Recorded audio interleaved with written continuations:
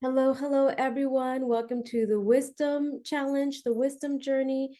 Today we are covering chapter 11. I'm Elizabeth, and I will share with you that I'm having trouble, picking some of the best verses because they're all really good. And if we are truly honest, vulnerable, and transparent when we are reading this, they're all going to resonate, right? But what I try to do was to focus just on some, but I will ask you to take notes, write down your favorites because I'm going to ask you for them so then I can share with everybody your insight and what you guys are learning, right? So chapter 11, let's start. The Lord detests the use of dishonest scales, but he delights in accurate weights. So that has to do with being honest. Um, it sounds like it's specifically in business, but we have to be honest in all areas of our lives. So when let's just say when you go back in the day or even now, right, when you go to the markets to weigh your food, like when you're at the grocery store, you put your bananas, how much does it weigh? It's going to equal how much it costs. So there's people that want to make you pay more, so they would add extra weight on there. So if you thought it was a pound, it's actually less than a pound, but it shows that it's a pound and you're paying more, so you are deceiving in business.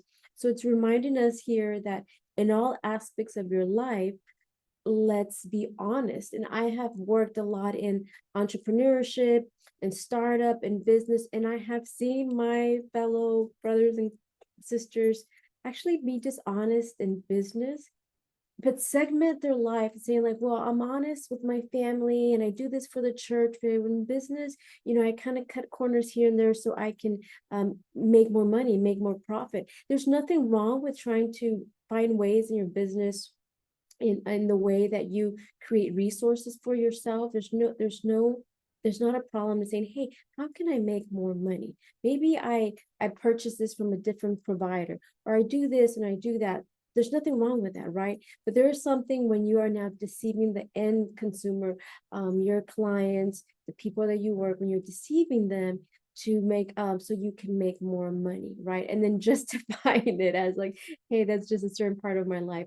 And that's why that the verse that we covered earlier, where it says, in all your ways acknowledge him, right? So in all our ways, in our business, in our relationships, and everything, we acknowledge him. So even here in business, in the marketplace, we have to be honest and trust. You just do your part, and God will protect you and bless you. As we're seeing here, the wisdom protects us, and we're going to talk about here next. Let's see, verse 6. The godliness of good people rescues them. The ambition of treacherous people traps them.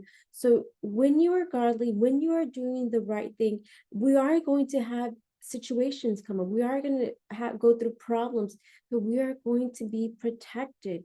If you are innocent, they might come and try to, sue you or do something. But as long as you are innocent, at the end of the day, you will be protected. But it says here, the ambitious of treacherous people, right? People that are trying to deceive will trap them. Let's go to 8, verse 8. The godly are rescued from trouble, and it falls on the wicked instead. The godly are rescued from trouble. So we're going to have trouble, right? But we're going to be rescued from it, right? Again, everything is that we're reading here is that we're going to have that protection. Verse 9, with their words the godless destroy their friends, but knowledge will rescue the righteous. Again, that word of being rescued. But again, verse 9, we talk about the power of words. You might end up destroying a relationship because you're not careful with your words, but the knowledge will rescue the righteous.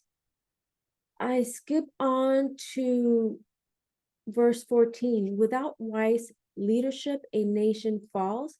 There is safety in having many advisors. So here's a couple of things there. Yeah, we need people that we trust to talk about things so they can identify things in our life. We want that vulnerability, that honest. We do have to be wise though in how we pick these friends, these advisors. One of the things that I've learned throughout my life is if you see someone that is living a life that you would like to have. Hey, they have the business, they have a family, they have good virtues, call them and say, hey, teach me, be my mentor. People that that maybe have fallen and have been redeemed and are strong. So you want to get advisors that are walking the right path, and that they're honest, and then they're vulnerable, right? Because you don't want people giving you advice on certain things when they don't have the love, they don't understand the big picture. So without wise leadership, a nation falls. So we've kind of maybe are experiencing that in the country. We see our leadership, right? Are they truly wise leaders? Do they really, does it seem like they really care about the country, our families, our day in and day out life? So we see it in the big picture. Now let's take it home. Are we wise leaders in our home? If we're not leading our home correctly, our home will fail. Our children will be hurting. So let's make sure that we are the leaders that our family needs. And if we identify, say, you know what, I'm not a good leader, we can even say, I don't know what I'm doing. But that's what this whole book is about. This whole book is like, I God, the Holy Spirit, wisdom telling us it's okay. Just kind of just do what I tell you to do. And I will protect you. So if you find yourself in a situation where you say, I don't really know what I'm doing, I'm losing grasp of my children and my family, I'm losing grasp of my finances, call out for help. First, call out for help with God. Tell him to bring the right people, but also get your heart prepared to be instructable. So when people come into your life and they want to help you, and they're going to say, hey, you probably shouldn't do this. You probably should hold off on that purchase or whatever, that you don't get resentful, that you don't get a bad attitude. So prepare yourself, but it's okay to be lost. It's a tough world. There's so many decisions to be made, especially as parents, you're making all sorts of decisions. So look out for wise counsel. Verse 15, again, repeating that there's a danger in putting up security for a stranger's debt. It's safer not to guarantee another person's debt. So we kind of talked about that we are meant to help others, but we're going to do it in a responsible way. First, talk to God, talk to your spouse. If you find like, hey, can we help this person? How can we help this person? Verse 16, a gracious woman gains respect, but ruthless men gain only wealth.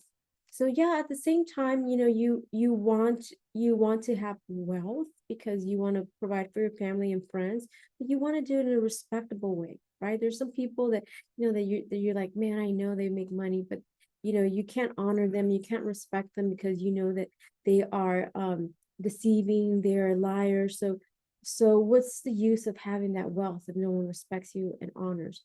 And a gracious woman gains respect, and she gains respect because of the word grace. She extends grace to her family in the circles that she's around. And grace can also be elegant, a woman that has kind words. So women, look at your speech. How is your speech? Are you kind to others? Are you a Karen, right? You don't want to be a Karen. 17, your kindness will reward you, but your cruelty will destroy you. And then we dive into the word kindness. Kindness does not necessarily mean nice.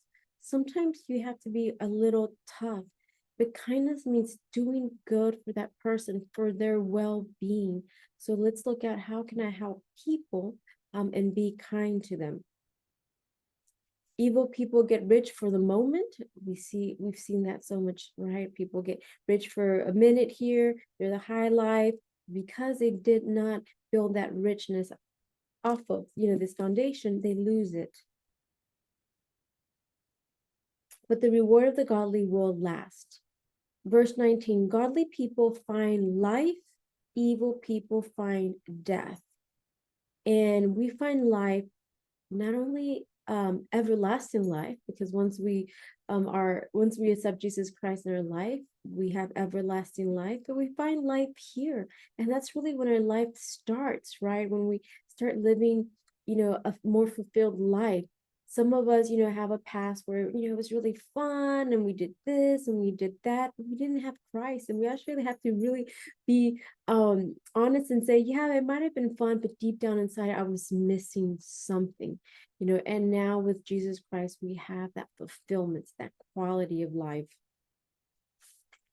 Go to verse 22. A beautiful woman who lacks discretion is like a gold ring in a pig's snout. That kind of reminds me right now what's going on with our youth, with our ladies. If you look at social media, you see a whole bunch of beautiful girls, right? But that are doing things, to just, they're doing things to get attention, but that actually they're kind of like, it's like a turn off. They have all sorts of piercing here and there. They say things that are really just kind of nasty and gross, and you look at it and you're like, she's so beautiful, why are these things coming out of her? Why is she dressed that way? Like, she doesn't have to dress that way. Why is she putting those things on her body when they have natural beauty, right? So we, as women of God, we have to stay classy, right? There's nothing wrong with, adding a little enhancement, right? But there's a difference between adding enhancement and making sure that we look good and we smell good. But then the lack of discretion, not knowing when to say what, having that grace. So we have to be classy and graceful women. And for men too, all right? This goes for men too. Okay. Verse 24, give freely and become more wealthy. Be stingy and lose everything. So we definitely want to be generous. Like verse 25, the generous will prosper. For those who refresh others will themselves be refreshed. So again, we have to ask God, what do you want me to give? How much? To whom? We do it in a responsible way. We definitely want to give, right? Remember that we are representing Jesus Christ. We are ambassadors, and Jesus Christ is the ultimate embodiment of generosity. He has given us our lives that we don't deserve. And he continues to give us upon giving us upon gives upon gives. So he embodies generosity. We want to be that in the world, but we want to make sure to do it responsibly. And there's going to be times where, yeah, we may want to help somebody financially. They may not need that help financially. They may need some other help. Maybe they just need quality time. Maybe they need somebody, to cook for them. Or, hey, I'll go over and, with my kids, we're going to go over and do your lawn, or just do different things. But we definitely want to have a heart of generosity. How can I help? And it doesn't always have to be financially. If you search for good, you will find favor. But if you search for evil, it will find you. That also reminds me, like we talked about, our perspective. There's a lot of good going on around us, but sometimes we just get stuck on something sad or something negative, and we miss out on the joy of the blessings of that day. So let's search for good. And then, let's see, verse 29, those who bring trouble on their families inherit the wind. The fool will be a servant to the wise. So let's make sure that we are protecting our families from trouble, as leaders of our household. Are we angry? Are we bringing things home?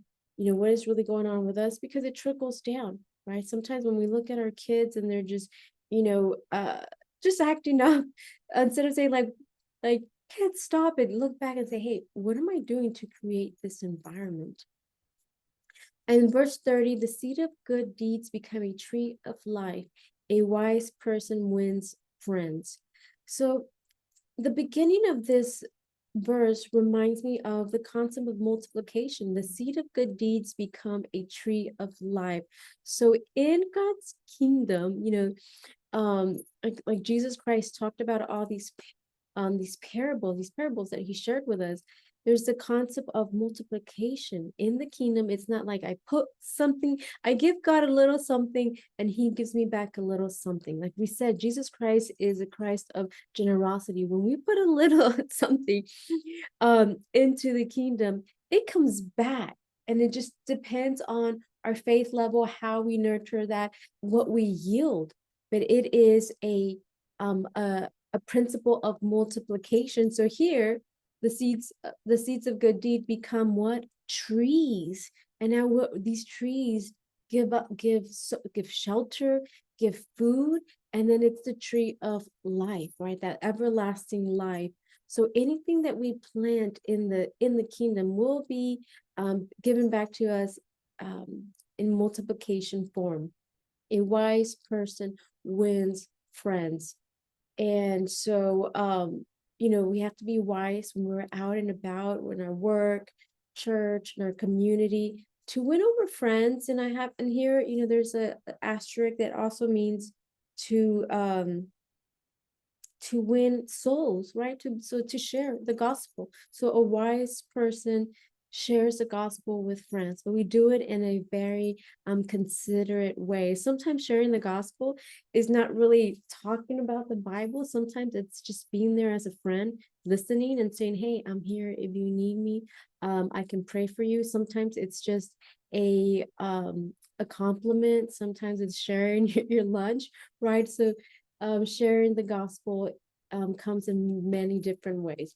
But those are my notes for chapter 11. Like always, I'm curious about your notes. Keep saving them because there's going to be an opportunity soon for everyone to share. All right. God bless you. Bye-bye.